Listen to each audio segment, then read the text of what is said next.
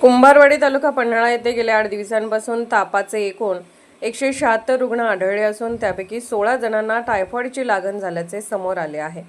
या पार्श्वभूमीवर आमदार डॉक्टर विनय कोरे सावकर व कोल्हापूर जिल्हा परिषदेचे आरोग्य सभापती सारिका यशवंत नांदेकर यांनी कुंभारवाडी गावाला भेट दिली। ग्रामपंचायतीच्या पाठीमागील बाजूला असलेली मुख्य पाईपलाईन फुटल्याने त्यातून दूषित पाणी पुरवठ्यात मिसळल्याचे निष्पन्न झाले आहे। याच कारणामुळे गावात तापाची साथ पसरल्याचे स्पष्ट झाले आहे। ग्रामपंचायतीने फुटलेल्या पाईपलाईनची दुरुस्ती सुरू केली आहे। गावाला सार्वजनिक विहिरीतून पाणी पुरवठा केला जात असून विहिरीवरील सुरक्षा व्यवस्था अधिक मजबूत करण्यात आली आहे। पाईपलाईनची दुरुस्ती पूर्ण करून पाण्याची गुणवत्ता तपासल्यानंतरच नागरिकांना ते पाणी पिण्यासाठी उपलब्ध करून दिले जाणार आहे।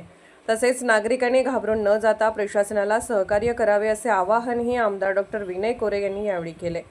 यावेळी कळई जिल्हा परिषद सदस्य युवराज बेलेकर, पन्हाळा पंचायत समितीचे सभापती रवींद्र पाटील, पन्हाळा पंचायत समितीच्या गटविकास अधिकारी सोनाली माडकर, पन्हाळा तालुका आरोग्य अधिकारी शैलेंद्र गायकवाड, कुंभारवाडी ग्रामपंचायत सदस्य आकाश केरले, किरण शिंदे, विशाल पाटील, निवृत्ती भवड, दत्तात्रय करले, सागर पाटोळे, रवींद्र करले, सुजित करले, स्वप्नील पाटील आदी मान्यवर व ग्रामस्थ उपस्थित होते।